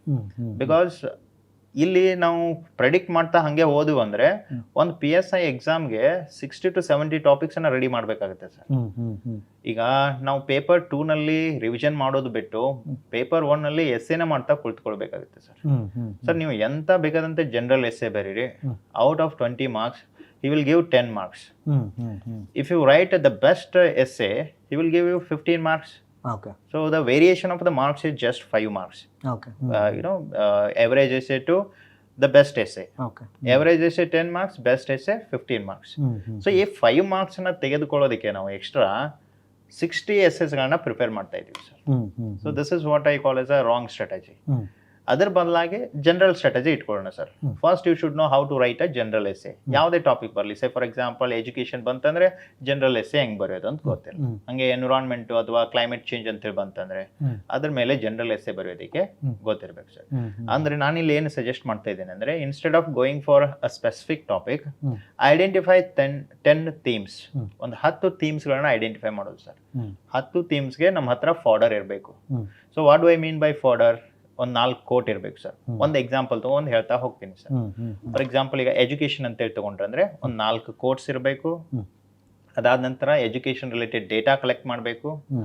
Issues in the India's education system, what government has taken measures to address these issues, and what more needs to be done to improve India's education system. So here ಇಲ್ಲಿ ಏನು ಮಾಡ್ಬೋದು ಅಂದರೆ sir, ನಾವು Scandinavian ಮಾಡಲು, Japanese ಮಾಡಲು, American ಮಾಡಲ್, Chinese ಮಾಡಲ್, so ಆ education ಸಿಸ್ಟಮ್ಸ್ಗಳನ್ನ solution ಪಾರ್ಟ್ನಲ್ಲಿ suggest ಮಾಡ್ಬೋದು. So ಹಿಂಗೆ ಈ ರೀತಿ ಮಾಡಿದ್ವಿ ಅಂದರೆ ನಮ್ಮದು ಎಜುಕೇಷನ್ ಥೀಮ್ ಮುಗಿಸ್ ಸರ್. ಈಗ ಅವನು ಏನೇ ಕ್ವಶನ್ಸನ್ನು ಎಜುಕೇಷನ್ ಮೇಲೆ ಕೇಳಿದರೆ, ಯಾವುದೇ ಪ್ರಬಂಧವನ್ನ ಶಿಕ್ಷಣದ ಮೇಲೆ ಕೇಳಿದ ಅಂದ್ರೆ ಇದೇ ಫಾರ್ಡರ್ನ ಯೂಸ್ ಮಾಡಬಹುದೇನು ನೋಡಿ ಸರ್. ನೀವು ಅಲ್ಲಿ ಅಂದ್ರೆ ನೀವು ಪ್ರೀ ಸ್ಟ್ರಕ್ಚರ್ಡ್ ಕಂಟೆಂಟ್ ಇರಬೇಕು ಅಂತ ನೀವು ಹೇಳ್ತೀರಾ ಸರ್. 10 ಥೀಮ್ಗೆ ನಮ್ಮ ಹತ್ರ ಕಂಟೆಂಟ್ ಇರಬೇಕು ಸರ್. 10 ಥೀಮ್ಸ್ ಮಾತ್ರ ರೆಡಿ ಆಗೋದು. ಇಲ್ಲಿ ಸ್ಪೆಸಿಫಿಕ್ ಟಾಪಿಕ್ಸ್ ಹೋಗಿ ರೆಡಿ ಆಗೋದು ಬೇಡ ಸರ್. ನಾನು 10 ಥೀಮ್ಸ್ ಅನ್ನ ಹೇಳ್ತಾ ಇದ್ದೀನಿ ಸರ್. ಈಗ ಕ್ವಶನ್ಸ್ ಬಂದು ಅಂದ್ರೆ ಅಲ್ಲಿಂದಾನೆ ಬರುತ್ತೆ. ಸೊ ಯಾವ ಥೀಮ್ಸ್ ಅಂತ ಹೇಳಿ ಲಿಸ್ಟ್ ಡೌನ್ ಮಾಡ್ತಾ ಇದ್ದೀನಿ ಸರ್. ಒಂದು education, next one health sir, ಮೂರನೇದು ಡೆಮೋಕ್ರಸಿ, ನಾಲ್ಕನೇದು ಪೊಲೀಸ್ ಸರ್. ಪೊಲೀಸ್ ಅಂದ್ರೆ ಇಲ್ಲಿ ಎಲ್ಲ ಪೊಲೀಸ್ ಇಶ್ಯೂಸ್ ಬಂತು, police reforms, police related courts, government ಏನ್ ಮೆಜರ್ಸ್ ತಗೊಂಡಿದೆ, supreme court judgements related to police reforms, like Prakash Singh case ಅಂತ ಹೇಳಿ ಬರ್ತದ. ಸೊ ಹಿಂಗೆ ಸರ್ ಒಂದೊಂದು ಥೀಮ್ ಅನ್ನ ನಾವು ಕವರ್ ಮಾಡ್ತಾ ಹೋದ್ವು ಅಂದ್ರೆ ಎಸ್ಸೆ ಅನ್ನ ನಾವು ಹ್ಯಾಂಡಲ್ ಮಾಡ್ಬೋದು ಸರ್. ಓಕೆ ಸರ್, 4 ಥೀಮ್ಸ್ ಅದು ಸರ್. ಅದಾದ ನಂತರ artificial intelligence, social media sir, next internet, ಅದಾದ ನಂತರ cyber security, next climate change and environment ಅಂತೇಳಿ ಒಂದು ಥೀಮ್ ತೊಗೋಬೋದು sir. In addition to that we can also add one more theme like sports related ಒಂದು ಮಾಡ್ಬೋದು sir. Sports related like Olympics ಅದು ನಡೀತಂದ್ರೆ, general ಆಗಿ ಕಾಮನ್ವೆಲ್ತ್ ಗೇಮ್ಸ್ಗಳು, ಏಷ್ಯನ್ ಗೇಮ್ಸ್ ನಡೆದು ಅಂದರೆ, ಸೊ ಹಿಂಗೆ ಒಂದು 10 ಥೀಮ್ಸ್ ರೆಡಿ ಆದವು ಅಂದ್ರೆ sir, definitely I can say that one of these themes will be reflected in the question paper. ಅದಕ್ಕೆ ನಾವು ಈಗ previous year question papers analyse ಮಾಡಿಕೊಂಡು ಥೀಮ್ಸ್ಗಳನ್ನು ನಾವು ಬಿಲ್ಡ್ ಮಾಡಿಕೊಂಡು ಅದಕ್ಕೆ ಪ್ರೀ ಡಿಟರ್ಮೈನ್ಡ್ ಸ್ಟ್ರಕ್ಚರ್ಸ್ ರೆಡಿ ಮಾಡಿಕೊಂಡು, ಸ್ಟ್ರಕ್ಚರ್ ರೆಡಿ ಇರಲಿ sir, content, data, facts, codes ಎಲ್ಲ ರೆಡಿ ಮಾಡ್ಕೊಂಡ್ಬಿಡೋದು ಸರ್. Super sir. ಆ ರೀತಿ ಮಾಡಿ ರೆಡಿ ಮಾಡ್ಕೊಂಡು ಇಟ್ಕೊಂಡಿವಿ ಅಂದ್ರೆ ಇಷ್ಟರಲ್ಲಿ ಯಾವ್ದಾದ್ರು ಒಂದು ಥೀಮ್ ಆದ್ರೂ ಪಕ್ಕಾ ಬಂದೇ ಬರುತ್ತೆ ಸರ್. ನೀವು ನೋಡಿದ್ರೆ ಅಂದ್ರೆ ಕ್ವಶನ್ ಪೇಪರ್, ಯಾವುದೇ ಕ್ವಶನ್ ಪೇಪರ್ ತಗೊಳ್ಳಿ ಸರ್, ನಾನು ಇಲ್ಲೇನು 10 ಥೀಮ್ಸ್ ಹೇಳಿದ್ನಲ್ಲ, ಇದರಲ್ಲಿ ಒಂದು ಥೀಮ್ ಕ್ವಶನ್ ಇದ್ದೇ ಇರುತ್ತೆ. ಓಕೆ. ಸೊ ಅದಕ್ಕೆ ನಾವು ಆನ್ಸರ್ ಅನ್ನ ಬರೆಯೋದು ಸರ್. ಅಲ್ಲಿ 5 ಎಸ್ಸೆ ಟಾಪಿಕ್ಸ್ ಅನ್ನು ಕೊಟ್ಟಿರ್ತಾನೆ ಸರ್. 5 ನಲ್ಲಿ ನಾವು ಒಂದು ಬರೆಯೋದಿದೆ. ಆ 5 ಟಾಪಿಕ್ಸ್ ನಲ್ಲಿ ನಾವು ಮಾಡಿರೋದು ಒಂದು ಥೀಮ್ ಬಂದ್ರೆ ಸಾಕಲ್ಲ ಸರ್. ಹೌದೌದು. ಸೊ ಆಯ್ತು, ನಮ್ಮ ಹತ್ರ ಡೇಟಾನು ಇರುತ್ತೆ, ಕಂಟೆಂಟ್ ಇರುತ್ತೆ, ಕೋರ್ಸು ಇರುತ್ತೆ. ಅದನ್ನೇ ಪ್ರಾಪರ್ ಆಗಿ ಅವ್ನು ಕೇಳಿದ ರೀತಿಯಲ್ಲಿ ಅರೇಂಜ್ ಮಾಡಿ ಒಂದೆರಡು ಡೈಗ್ರಾಮ್ ತೆಗಿಬೇಕು ಸರ್. ಇಲ್ಲೊಂದು ಅದೊಂದು ಇಂಪಾರ್ಟೆಂಟ್ ಇದೆ. ಸೊ ಎಸ್ಸೆ ನಲ್ಲಿ ಡೈಗ್ರಾಮ್ ಅನ್ನ ಎಕ್ಸ್ಪೆಕ್ಟ್ ಮಾಡ್ತಾರೆ ಸರ್. ಬಾರ್ ಗ್ರಾಫ್ಸ್ ತೆಗಿಬಹುದು ಸರ್, ಪೈ ಚಾರ್ಟ್ಸ್ ತೆಗಿಬಹುದು, ಅದ್ರ ಜೊತೆಗೆ ಇಂಡಿಯಾ ಮ್ಯಾಪ್ ಬೇಕಾಗಿತ್ತಂದ್ರೆ ಅದನ್ನ ತೆಗಿಬಹುದು, ಫ್ಲೋ ಡೈಗ್ರಾಮ್ಸ್ ಅನ್ನ ಹಾಕ್ಬಹುದು. ಸೊ ಅದಕ್ಕೆ ವ್ಯಾಲ್ಯೂ ಎಡಿಷನ್ ಅಂತ ಹೇಳಿ ಕರಿತೀವಿ ಸರ್. ಜನರಲ್ ಎಸ್ಸೆ ಬರೆದ್ರು ಇಂಥ ಒಂದೆರಡು ಡೈಗ್ರಾಮ್ ಹಾಕಿ ವ್ಯಾಲ್ಯೂಯೇಷನ್ ಮಾಡಿ ಮುಗಿಸಿದ್ರೆ ಚೆನ್ನಾಗಿರುತ್ತೆ ಸರ್. ಆಮೇಲೆ ಕನ್ನಡದಲ್ಲಿ ಪ್ರಬಂಧ ಬರೆಯೋರಿಗೆ ಸಾಮಾನ್ಯವಾಗಿ ಒಂದು ಡೌಟ್ ಇರುತ್ತೆ. ಈಗ ಪ್ರಬಂಧಗಳಲ್ಲಿ ಯಾರು ಟೆಕ್ನಿಕಲ್ ವರ್ಡ್ಸ್ ಬಂದಾಗ ಅದನ್ನ ಇಂಗ್ಲೀಷಲ್ಲಿ ಕೋಟ್ ಮಾಡ್ಬೋದಾ ಸರ್? ಮಾಡ್ಬೋದು ಸರ್, ಅಬ್ಸಲ್ಯೂಟ್ಲಿ. ಸೊ ಯಾವ ಫಾರ್ ಎಕ್ಸಾಂಪಲ್ ಕೊಡ್ತೀನಿ ಸರ್. ಈಗ ನಮಗೆ ಜುಡಿಷಿಯಲ್ ರಿವ್ಯೂಗೆ ಏನಂತಾನೆ ಅಂತ ಹೇಳಿ ಗೊತ್ತಿರಲಿಲ್ಲ ಅಂದ್ರೆ ನಾವು ಕನ್ನಡದಲ್ಲೇ ಜುಡಿಷಿಯಲ್ ರಿವ್ಯೂ ಅಂತೇಳಿ ಬರೆಯೋದು. ಅದು ಇಂಗ್ಲೀಷಲ್ಲಿ ಬರೆಯೋದಿಲ್ವಾ? ಜುಡಿಷಿಯಲ್ ರಿವ್ಯೂ ಅಂತ ಹೇಳಿ ಬರೆದು ಬ್ರಾಕೆಟ್ ನಲ್ಲಿ ನಾವು ಜುಡಿಷಿಯಲ್ ರಿವ್ಯೂ ಅಂತ ಹಾಕಿಬಿಟ್ರೆ ಅಂದ್ರೆ ಮತ್ತಷ್ಟು ಕ್ಲಾರಿಟಿ ಸಿಕ್ಬಿಡುತ್ತೆ sir. You can choose between English version or Kannada version. Technical ಪದಗಳು ಅಂತ ಬಂದಾಗ ನಾವು ಯೂಸ್ ಮಾಡಿ ಇಂಗ್ಲಿಷ್ ಪದಗಳನ್ನು ಬಳಸಬಹುದು ಸರ್. ಬಟ್ ಜುಡಿಷಿಯಲ್ ರಿವ್ಯೂ ಅಂತ ಹೇಳಿ ಇಂಗ್ಲಿಷ್ ನಲ್ಲಿ ಬರೆಯೋದು ಬೇಡ ಸರ್. I discourage that. ಯಾಕಂದ್ರೆ ನೋಡಿದ್ರೆ ಅಂದ್ರೆ ನಿಮಗೆ ಆಡ್ ಕಾಣಿಸ್ಬಿಡುತ್ತೆ. ಅದು ಏನಪ್ಪಾ ಇಲ್ಲಿ ಕನ್ನಡ ಪದಗಳು, ಅದರಲ್ಲಿ ಇವನು ಇಂಗ್ಲಿಷ್ ಬರಿತಾ ಇದ್ದಾನೆ ಅಂತ ಹೇಳಿ. ಅದಕ್ಕಾಗಿ ಆ ಇಂಗ್ಲಿಷ್ ಪದವನ್ನ ಬ್ರಾಕೆಟ್ ನೊಳಗೆ ಹಾಕೋಣ, ಅದೇ ಪದವನ್ನ ಕನ್ನಡದಲ್ಲಿ ಹಾಕ್ಬೇಕು ಸರ್. ಫಾರ್ ಎಕ್ಸಾಂಪಲ್ ಈ ಕ್ರಿಪ್ಟೋ ಕರೆನ್ಸಿ ನೋಡಿ ಸರ್, ಇದಕ್ಕೆ ಕನ್ನಡದಲ್ಲಿ ಪದಾನೇ ಇಲ್ಲ ಸರ್. ಈಗ ನಾನು ನೋಡಿರೋದ್ರ ಪ್ರಕಾರ ಇವನ್ ಪ್ರಜಾವಾಣಿಯಲ್ಲೂ ಸಹ ಕ್ರಿಪ್ಟೋ ಕರೆನ್ಸಿ ಅಂತಾನೆ ಬರೀತಾರೆ. ಅವ್ರು ಏನ್ ಮಾಡ್ಬೋದು, ಕ್ರಿಪ್ಟೋ ಕರೆನ್ಸಿ ಅಂತ ಕನ್ನಡದಲ್ಲಿ ಬರೋದು, ಅಟ್ಲೀಸ್ಟ್ ಒಂದು ಬಾರಿ ಆದ್ರೂ ಕ್ರಿಪ್ಟೋ ಕರೆನ್ಸಿ ಅಂತ ಇಂಗ್ಲಿಷ್ ನಲ್ಲಿ ಬರೀರಿ. ನಂತರ ನೀವು ನೆಕ್ಸ್ಟ್ ಟೈಮ್ ದಿಂದ ಕ್ರಿಪ್ಟೋ ಕರೆನ್ಸಿ ಅಂತ ಬಳಸ್ಕೊಳ್ತಾ ಹೋದ್ರು ನಡೀತದೆ ಕನ್ನಡದಲ್ಲಿ. ಒಂದು ಸರ್, ಸಾಮಾನ್ಯವಾಗಿ ಈಗ ಪ್ರಿಪ್ರೇಷನ್ ಶುರು ಮಾಡಬೇಕು ಅನ್ನೋ ಅಭ್ಯರ್ಥಿಗಳು ಯಾರಿರ್ತಾರೆ, ಪ್ರಾಪರ್ ಆಗಿ ಒಂದು ಪ್ರಿಪ್ರೇಷನ್ ನಾನು ಮಾಡಬೇಕು ಗೌರ್ಮೆಂಟ್ ಎಕ್ಸಾಮ್ಸ್ ಕಾಂಪಿಟೇಟಿವ್ ಎಕ್ಸಾಮ್ಸ್ಗೆ ಅಂತಂದರೆ ಹಾಂ ಸರ್. ಎಷ್ಟು ತಿಂಗಳು ಅಥವಾ ಎಷ್ಟು ವರ್ಷ ಡೆಡಿಕೇಟ್ ಮಾಡಬೇಕು ಸರ್? ಸರ್ ನಾನಿಲ್ಲಿ ಬೇರೆದವ್ರ ಥರ ಇವಕ್ಕೆ ನಾಳೆ ಅಂದರೆ ನಿಮ್ಮ ಸೆಲೆಕ್ಷನ್ ಆಗುತ್ತೆ ಅಂತ ಹೇಳೋದಿಲ್ಲ sir. Practically to clear any competitive exam, he needs minimum 1.5 to 2 years of preparation, sir. 2 years of preparation. ಹಾಂ ಸರ್. 1.5 ವರ್ಷ ಬೇಕು. 2 ವರ್ಷ ಬೇಕು ಸರ್. ಯಾಕಂದ್ರೆ ಸರ್ ನೋಡಿ, ಈಗ ಸೆಲ್ಫ್ ಸ್ಟಡಿ ಮಾಡಿದ್ರೆ ಇನ್ನೂ ಜಾಸ್ತಿ ಆಗುತ್ತೆ ಸರ್. ಅದು 4 to 5 years ಆಗ್ಬೋದು. ಸೊ ಕೋಚಿಂಗ್ ಮುಗಿಯೋದಕ್ಕೇನೆ 9 to 10 months ಬೇಕಾ ಸರ್? ಹೌದು. So 9 to 10 months KS level preparation ಮಾಡ್ಬೇಕಂದ್ರೆ ಅಷ್ಟು ಬೇಕಾಗುತ್ತೆ. ಅದಾದ ನಂತರ ಒಂದು ಸಬ್ಜೆಕ್ಟ್ ಅನ್ನ 3-4 times ರಿವಿಷನ್ ಮಾಡ್ಬೇಕಂದ್ರೆ you need another 3 to 4 months. Then there will be new notification, ಒಂದು ಹೊಸ ನೋಟಿಫಿಕೇಶನ್ ಆಗಿ ಎಕ್ಸಾಮ್ ಬಂದು ನಾವು ಬರೆದು ರಿಸಲ್ಟ್ ಬರೋವರೆಗೆ ಅಂದ್ರೆ 2 years ಆಗಿರುತ್ತೆ ಸರ್. ಸೊ ಹಾಗಾಗಿ ಐಡಿಯಲಿ ಮಿನಿಮಮ್ ಆದ್ರೂ 2 years ಬೇಕೇ ಸರ್ ಅದಕ್ಕೆ. ಸರ್ ಇನ್ನೊಂದು ನಮ್ಮ ಗ್ರಾಮೀಣ ಅಭ್ಯರ್ಥಿಗಳಿರ್ತಕ್ಕಂಥ ಒಂದು ಡೌಟ್. ಹಾಂ ಸರ್ ಹೇಳಿ. ಈಗ ಇತ್ತೀಚಿನ ದಿನಗಳಲ್ಲಿ ಎಕ್ಸಾಮ್ಸ್ ಯಾರು ಪಾಸ್ ಮಾಡ್ತಿದ್ರು ಅಲ್ಲಿ ಇಂಗ್ಲೀಷ್ ಮೀಡಿಯಂ ಅವ್ರ ಸಂಖ್ಯೆನೇ ಜಾಸ್ತಿ ಇದೆ ಸರ್. ಆದರೆ ಗ್ರಾಮೀಣ ವಿಭಾಗದಿಂದ ಬಂದವರು, ಕನ್ನಡ ಮಾಧ್ಯಮದಲ್ಲಿ ಓದೋರು, ನೀವು ಈಗ ನಿಮ್ಮನ್ನೇ ಎಕ್ಸಾಂಪಲ್ ತಗೊಂಡಿದ್ದೀವಿ, ಅದು ಭಾಳ ಖುಷಿ ಅನಿಸುತ್ತೆ ಸರ್. ನೀವು ಗ್ರಾಮೀಣ ವಿಭಾಗದಿಂದ ಬಂದು ಕನ್ನಡ ಮಾಧ್ಯಮದ ಶಾಲೆಯಲ್ಲಿ ಓದಿ ನೀವು ಕೂಡ UPSC ಇಂಟರ್ವ್ಯೂಸ್ ಮೈನ್ಸ್ ಬರೆದು ಇಂಟರ್ವ್ಯೂ ಕೊಟ್ಟು ಇವತ್ತು PSI ಕ್ರ್ಯಾಕ್ ಮಾಡಿದ್ದೀರಾ ಅಂತಂದ್ರೆ ಈ ಎಲ್ಲ ಕೈಲೂ ಸಾಧ್ಯ ಆಗುತ್ತೆ ಅನ್ನೋದು ಒಂದು ಸಂದೇಶ ನೀವು ಕೊಡಬೇಕು ಸರ್. ಖಂಡಿತ ಸರ್. ಇಲ್ಲಿ ನೋಡಿ ಸರ್ ಹೆಂಗಿರುತ್ತೆ ಅಂದ್ರೆ ನಮ್ದೇನೋ ಒಂದು ವೀಕ್ ಏರಿಯಾ ಇತ್ತಂದ್ರೆ if you work on it we can improve sir. ಮತ್ತೆ ನಮ್ಗೆ ಯಾವಾಗ್ಲೂ ಒಂದು ಕೋಟ್ ನೆನಪಿನಲ್ಲಿ ಇರುತ್ತೆ ಸರ್. ಲೈಕ್ ಏನಾದ್ರು ಚಾಲೆಂಜ್ ಬಂತಂದ್ರೆ I always remember this quote. So ಆ ಕೋಟ್ ಏನ್ ಹೇಳುತ್ತೆ ಅಂದ್ರೆ, ಸೇ ಫಾರ್ ಎಕ್ಸಾಂಪಲ್ ನನಗೂ ಇಂಗ್ಲೀಷ್ ಬರ್ತಾ ಇರಲಿಲ್ಲ ಸರ್. ಇನ್ನು ಇಂಜಿನಿಯರಿಂಗ್ ಮುಗಿಸಿದ್ರು ಸಹ 2015 ಇಂಗ್ಲೀಷ್ ಇರಲಿಲ್ಲ. But I started working on it. So that is how I improved. Okay sir. ಆ ಕೋಟ್ ಏನ್ ಹೇಳುತ್ತೆ ಅಂದ್ರೆ sir, if talent does not work hard work can beat talent. Okay sir. ತುಂಬಾ ಅದ್ಭುತವಾದ ಮಾತು ಸರ್. ಹಾಂ ಸರ್. ನಾನು ಯಾವಾಗಲೂ ಹಾರ್ಡ್ ವರ್ಕ್ನಲ್ಲಿ ಬಿಲೀವ್ ಮಾಡ್ತೀನಿ ಸರ್. ನಮ್ದು ಏನೋ ಒಂದು ವೀಕ್ ಏರಿಯಾ ಇತ್ತಂದ್ರೆ if we give sufficient time to that area then we can definitely overcome all those difficulties and we can improve that area.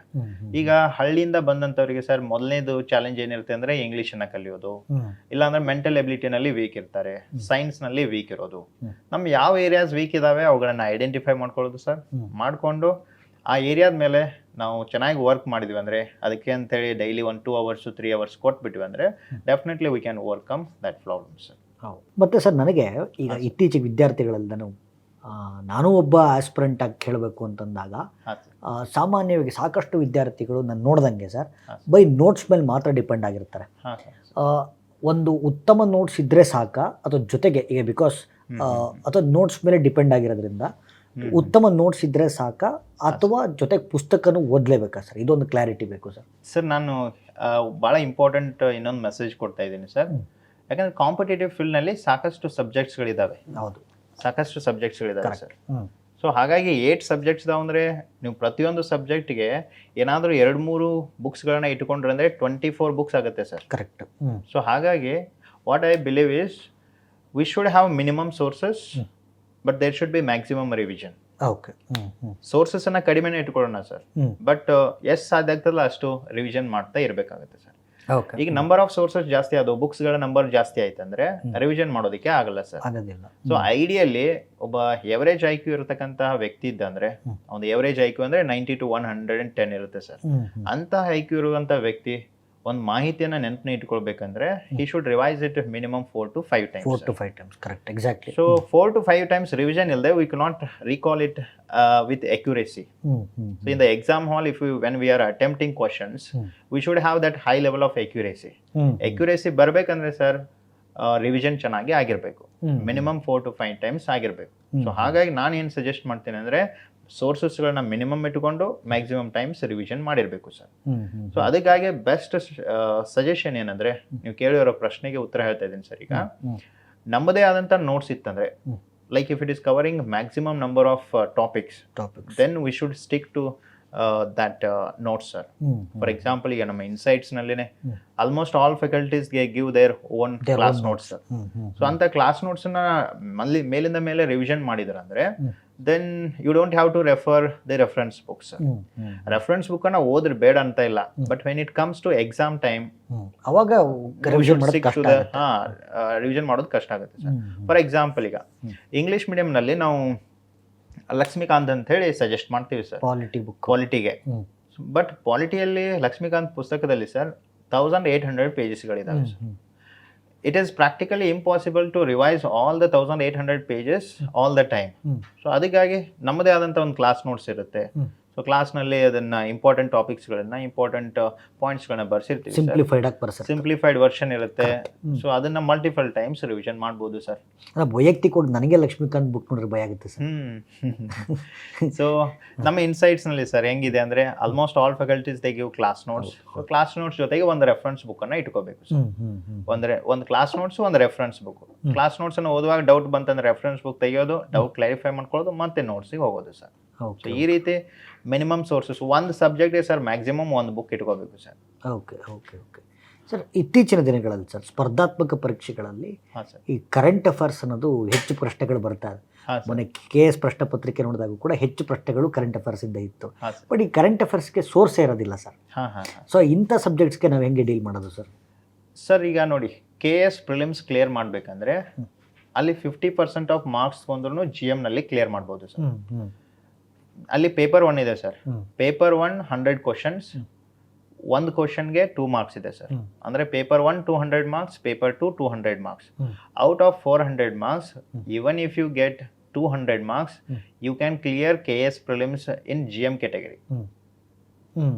So ಹಂಗಂದ್ರೆ 100 ಕ್ವಶನ್ ಅಲ್ಲಿ 50 ಸಾಲ್ವ್ ಮಾಡಿ 50ನ್ನ ಕರೆಕ್ಟ್ ಎನ್ಶೂರ್ ಮಾಡ್ಕೊಂಡ್ರು ಸಾಕು sir. Okay okay okay. So ಅಷ್ಟು ಮಾಡೋದಕ್ಕೆ ನಾವು current ಅಫೇರ್ಸ್ಗೆ ಜಾಸ್ತಿ weightage ಅನ್ನು ಕೊಡಬೇಕಾದಂತ ಅವಶ್ಯಕತೆ ಇಲ್ಲ ಸರ್. ನಾನು ಯಾವುದೇ ಎಕ್ಸಾಮ್ ಬರೆದ್ರು ಸರ್ ಏನು ಇಂಪಾರ್ಟೆಂಟ್ ಇದೆ ಅಂದರೆ ಇಲ್ಲಿ ಸ್ಟ್ಯಾಟಿಕ್ ಪಾರ್ಟಿಗೆ ಜಾಸ್ತಿ ಇಂಪಾರ್ಟೆನ್ಸನ್ನು ಕೊಡ್ತೀನಿ. ಯಾಕಂದರೆ ಸರ್ ಸ್ಟ್ಯಾಟಿಕ್ ಪಾರ್ಟದ ಅಡ್ವಾಂಟೇಜ್ ಅಂದರೆ ಚೇಂಜ್ ಆಗಲ್ಲ, ಅದು ಚೇಂಜ್ ಆಗಲ್ಲ. ಹಿಸ್ಟ್ರಿ ಮೊದಲೇನಿತ್ತು ಪಾಣಿಪತ್ ಕದನ, ಏನೋ ಬ್ಯಾಟಲ್ ಆಫ್ ಬಕ್ಸಾರ್ ಎಲ್ಲೆಲ್ಲಿ ನಡೆದಾವ ಅಲ್ಲೇ ಉಳಿತದ. ಸೊ ಹಾಗಾಗಿ ಸ್ಟ್ಯಾಟಿಕ್ ಪಾರ್ಟಿಗೆ ಹೆಚ್ಚಿನ ಮಹತ್ವವನ್ನು ನೀಡೋದು ಸರ್. ಎಷ್ಟು ಸಾಧ್ಯ ಆಗ್ತದಲ್ಲ ಅಷ್ಟು ಸ್ಕೋರನ್ನು ಸ್ಟ್ಯಾಟಿಕ್ನಲ್ಲಿನೇ ಮಾಡೋದು.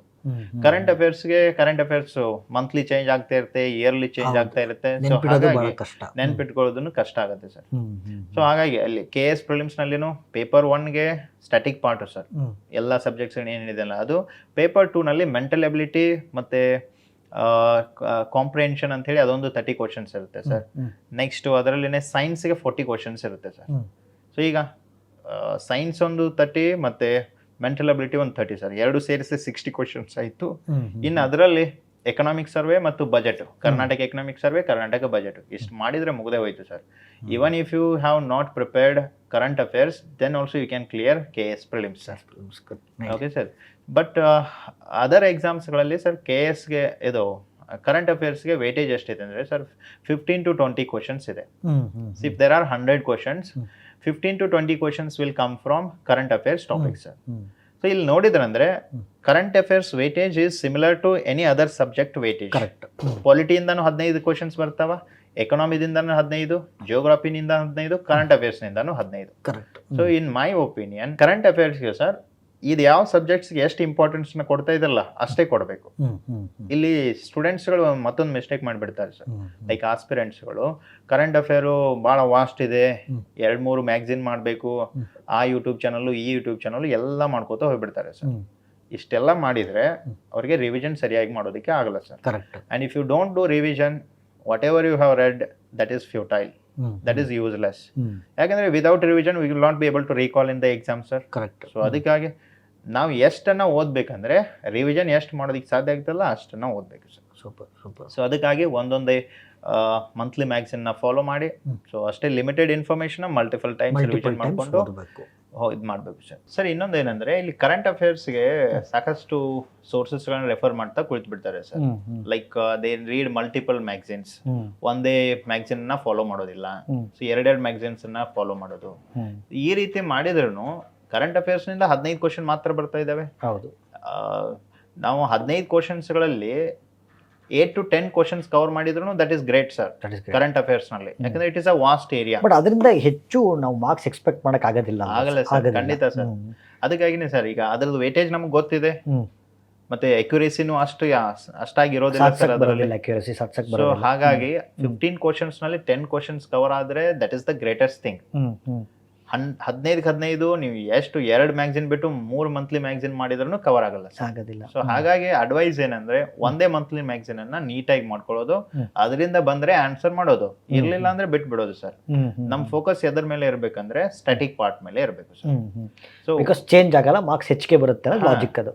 ಖಂಡಿತ ಸರ್. ಈಗ ನೋಡಿ ಎಕ್ಸಾಮ್ ಮುಂದೆ ಆಯ್ತದ ಅಂದ್ರೆ 3 ಮಂತ್ಸ್ ಹೋಯ್ತದು, ಹಳೆ ಕರೆಂಟ್ ಅಫೇರ್ ಬಿಟ್ಟು ಬಿಡ್ಬೇಕಾಗತ್ತೆ. ಆದ್ರೆ ಸ್ಟ್ಯಾಟಿಕ್ ಪಾರ್ಟ್ ಅದೇ ಉಳಿತೆ. ಪಾಲಿಟಿನೂ ಅದೇ ಇರುತ್ತೆ, ಜಿಯೋಗ್ರಫಿನೂ ಅದೇ, ಎಕಾನಮಿನೂ ಅದೇ, ಕಾನ್ಸೆಪ್ಟ್ಸ್ ಗಳವೇ ಉಳಿತಾವೆ, ಕ್ವಶನ್ಸ್ ಗಳನ್ನು ಅಲ್ಲಿಂದಾನೆ ಕೇಳ್ತಾನೆ.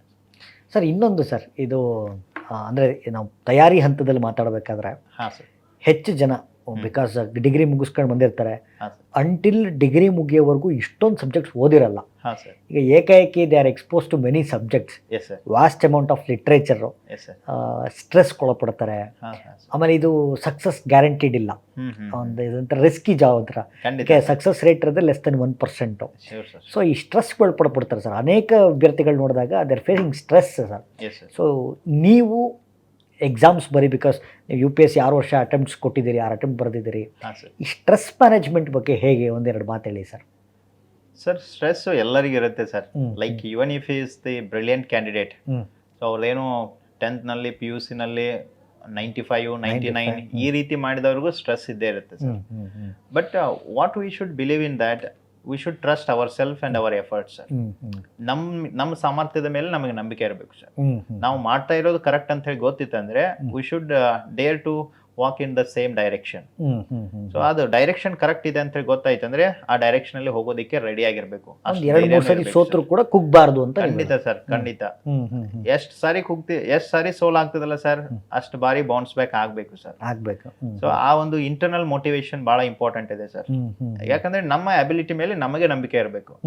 ಬೇರೆದವರಿಗೆ ನಮ್ಮ ಮೇಲೆ ನಂಬಿಕೆ ಇರ್ಲಿಲ್ಲ ಅಂದ್ರೆ ಬೇರೆಯವರು ಹೆಂಗೆ ನಮ್ಮ ಮೇಲೆ ನಂಬಿಕೆ ಇಡ್ತಾರೆ ಸರ್. ಸೊ ಅದಕ್ಕಾಗಿ ನಾವು ಏನ್ ಮಾಡ್ತಾ ಇದೀವಲ್ಲ ಆ ಕೆಲಸ, ನಾವು ಓದುವ ರೀತಿ, ನಾವು ಫಾಲೋ ಮಾಡ್ತಕ್ಕಂಥ ಶೆಡ್ಯೂಲು, ಇದ್ರ ಮೇಲೆ ನಮಗೆ ನಂಬಿಕೆ ಇಟ್ಟು ನಾವು ಪ್ರಾಮಾಣಿಕವಾಗಿ ಓದಿದ್ವು ಅಂದ್ರೆ success is assured sir. So if you ask me, I only prepared for 13 days for this PSI exam sir. 13 ದಿನ ಮಾತ್ರ ಮಾಡಿದ್ದು. ಆದ್ರೆ ಇದ್ರ ಹಿಂದೆ ನನ್ನ ಸ್ಟ್ರಗಲ್ ಇದೆಯಲ್ಲ, like UPSC preparation, that help me a lot. So ಹೊರಗಡೆ ನೋಡೋರಿಗೆ ಏನ್ ಅನ್ಸ್ತದೆ, ಇದು ಜಸ್ಟ್ 13 days ನಲ್ಲಿ ಕ್ಲಿಯರ್ ಮಾಡ್ಕೊಂಡು ಹೋಗ್ಬಿಟ್ಟಪ್ಪ ಅಂತ ಹೇಳಿ ಅನ್ಸ್ಬಿಡ್ತದೆ. ಬಟ್ ಹಂಗೆ 13 days ನಲ್ಲಿ ಆಗಿರೋದಲ್ಲ ಸರ್. ಇಲ್ಲಿ ನಾನೇನು ಹಾನೆಸ್ಟ್ ಎಫರ್ಟ್ ಅನ್ನ ಹಾಕಿದಲ್ಲ ಸರ್. ಲೈಕ್ ಲಾಸ್ಟ್ 6 years ನಲ್ಲಿ UPSC ಬಿಟ್ಟು ಬೇರೆ ಯಾವುದೋ ಎಕ್ಸಾಮ್ ಬರ್ದಿಲ್ಲ ಸರ್. ಜಸ್ಟ್ UPSC ಅಷ್ಟೇ. UPSC ಅದಾದ ನಂತರ ಒಂದು CDS ಅಂತ ಹೇಳಿ ಬಂತು ಸರ್, ಸೆಂಟ್ರಲ್ ಗವರ್ಮೆಂಟ್ ನಡೆಸೋದು. ಸೊ ಅದೊಂದು ಎಕ್ಸಾಮ್ ಬರ್ದೆ ಸರ್. ಅಲ್ಲಿಯೂ ಇಂಟರ್ವ್ಯೂ ಆಗಿತ್ತು, ಆದ್ರೆ IAS ಮೇನ್ಸ್ ಎಕ್ಸಾಮ್ ಇರೋದ್ರಿಂದ ಹೋಗಿರ್ಲಿಲ್ಲ ಸರ್. ಸೊ ಆ ರೀತಿ ನಾನು ಏನು ಹಾನೆಸ್ಟ್ ಎಫರ್ಟ್ಸ್ ಹಾಕಿದಲ್ಲ sir, that help me to get through these exams. ಸಾಮಾನ್ಯವಾಗಿ ಸರ್ ಇನ್ನೊಂದು ಪ್ರಶ್ನೆ ಕಾಡೋದು, ಈಗ ಮಾರ್ಕೆಟಲ್ಲಿ ಒಂದು ಮಾತಿದೆ, ನಾವು ಕಾಂಪಿಟೇಟಿವ್ ಎಕ್ಸಾಮ್ಸ್ ಕ್ಲಿಯರ್ ಮಾಡಬೇಕು ಅಂದರೆ 12 ತಾಸು ಓದಬೇಕು, 14 ತಾಸು ಓದಬೇಕು ಅಂತ. ಬಟ್ ಪ್ರಾಮಾಣಿಕವಾಗಿ ಎಷ್ಟು ಅವರ್ ಓದ್ಬೇಕು ಸರ್? ಇದು ಒಂದು ಸರ್ ನೋಡಿ, ಎಷ್ಟು ಅವರ್ಗೆ ಓದೋದು ಅನ್ನೋದಕ್ಕಿಂತ ಎಷ್ಟು ಇಫೆಕ್ಟಿವ್ ಆಗಿ ಓದ್ತಾ ಇದ್ದೀರಿ, that matters a lot. Even if you are able to study 6 hours and if you are giving your 100%, if you are reading the